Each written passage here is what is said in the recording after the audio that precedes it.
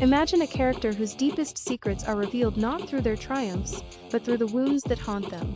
The psychological wounds that create these lies are the secret weapon that professional writers use to generate conflict. I've reverse engineered the character development systems behind some of the most beloved characters in modern fiction. By the end of this video, you'll understand how trauma transforms into protective beliefs and ultimately memorable flaws. What makes characters like Zuko from Avatar, The Last Airbender, or Kaladin from Stormlight archives stick with us long after we finish their stories? It's not their powers or their victories, it's how their brokenness mirrors our own.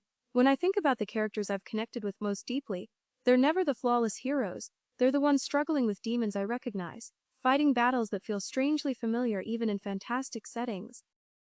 Every compelling character flaw can be framed as a four-part psychological structure that mimics real human psychology. This structure works precisely because it mirrors authentic human experience.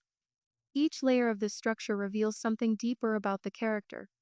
Character flaws are rooted in something the character fundamentally believes but isn't really true. It starts with a wound, a past experience that shapes how the character sees the world. For Zuko in Avatar, it's his father's cruelty and rejection, symbolized by the physical scar that marks his face, an external emblem of his internal struggle for self-worth. Similarly, for Kaladin in the Stormlight archives, it's his repeated failures to protect those he cares about. This wound creates a core fear, something the character will do almost anything to avoid. Zuko fears worthlessness and rejection. You are nothing without your honor, without your success.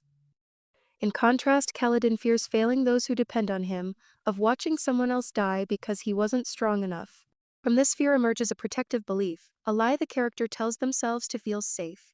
If I capture the Avatar and restore my honor, my father will love me. This is Zuko's lie. For Kaladin, it might be, I must protect everyone, or I'm worth nothing. This lie then becomes behavior patterns, the actual flaws we see on the page or screen. Because they believe this lie, they act a certain way, which is how the flaw manifests. Zuko's desperate rage, his stubborn pursuit of the Avatar despite impossible odds, his inability to accept help. As writers, we want to go through this process in reverse. We start with defining a lie the character believes, then determine what fear drives it, and then we can carve out the past experience that created the fear. These lived experiences may be traumatic events, but the fear could also be the result of something else, like strict parenting, for example. Whatever the cause, this wound is deeply embedded in the character's psyche. Fear is one of the strongest motivators we have as humans. As such, choosing your character's core fear is one of the most important tasks in being a writer. Character fears can be even more compelling when they create a double bind, where the very thing a character does to protect themselves ends up creating exactly what they feared most. Consider Kaladin from the Stormlight archives. His core fear is failing to protect people he cares about. Because he's experienced so much loss, he pushes people away. The irony? By isolating himself, he makes it impossible to protect anyone. His fear creates a self-fulfilling prophecy. Another way to add depth to the character is to have another aspect that seems to contradict their core fear and then explain that contradiction as part of their backstory. In my fantasy romance novel, The Wicked Lands, Violet is introduced as a character that genuinely loves her people, yet harbors a fear of letting others get close to her. The reader is left wondering how someone who craves community and belonging can simultaneously come off as mistrustful, a contradiction that piques interest and draws readers into her character immediately. These psychological aspects don't just torture your characters internally, they actually generate three distinct levels of conflict that power your entire narrative. Most writers struggle with plot because they're looking outward for obstacles when the most compelling conflicts are already embedded in their characters. The fiercest battle wages within as characters wrestle with their own demons, fighting the very lies they've constructed to keep themselves safe. Think of Tyrion Lannister's constant battle between his intellect and his self-destructive tendencies. The lies he's constructed are a complex defense mechanism built over years of societal rejection and abuse. His intellect becomes both his salvation and his prison, a shield against further harm, yet also a tool for his self-destruction. Next comes interpersonal conflict, where character wounds inevitably collide in relationships. Eleanor and Chidi from The Good Place demonstrate this perfectly. Her self-protective narcissism crashes against his paralyzing indecisiveness. When she rushes into decisions to avoid vulnerability, it triggers his fear of making wrong choices, creating compelling friction that evolves throughout the series. You were so mean, Eleanor. And you are so irritating. Situational conflict emerges when plot challenges directly confront a character's core fear. Breaking Bad repeatedly places Walter White in scenarios that force him to confront his fear of insignificance. Each situation, from his cancer diagnosis to confrontations with Gus Fring, forces Walter to choose between swallowing his pride or going further down his destructive path, revealing more of his character with each decision. I am not in danger, Skylar. I am the danger. The most dynamic storytelling happens when you pair characters with complementary wounds. Aang and Zuko create natural tension because their core issues mirror each other. One avoids responsibility while the other desperately chases it, yet both fear inadequacy. Their conflicting mechanisms create friction that feels organic rather than forced. Try designing relationships where one character's protective behavior triggers an unusual response in another, or even another character's deep fear. In my novel, The Wicked Lands, Violet's mistrust of demons and fear of letting others in make her a bad match for Dante, who has an uncanny ability to see right through her, triggering her fear.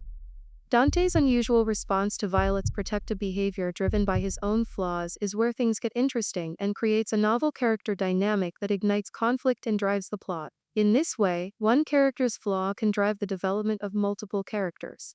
Romance genres especially benefit from interesting dynamics between characters' flaws. Character flaws can also be a central element in driving the plot. When your protagonist's central flaw connects directly to your story's main conflict, you create a situation where personal growth becomes necessary for resolution.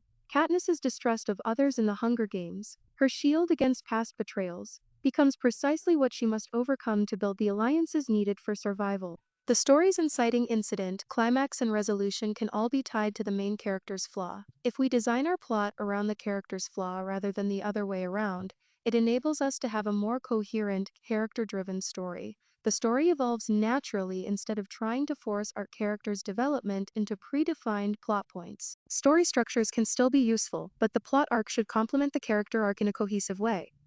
The trick to writing great plot lines is knowing which reader expectations to fulfill and which ones to subvert. But that's a topic for another video. A strong plot often hinges on creating situations that challenge the main character's deepest fears. In short, torture your character until they change. Show what happens when they don't, and eventually when they do. Or, show their ultimate destruction when they refuse to change. Just like all that blood was. I can't high-five that! No matter how badly I want to. When crafting character flaws, it's not about designing cute quirks, it's about engineering an authentic psychological landscape where transformation becomes inevitable.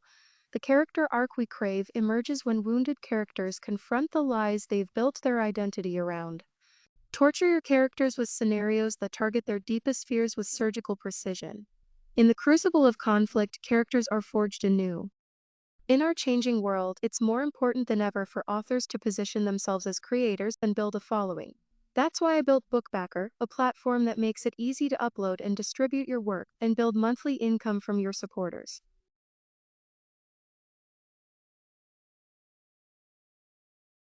Join the launch team now to be grandfathered in at a 5% platform fee.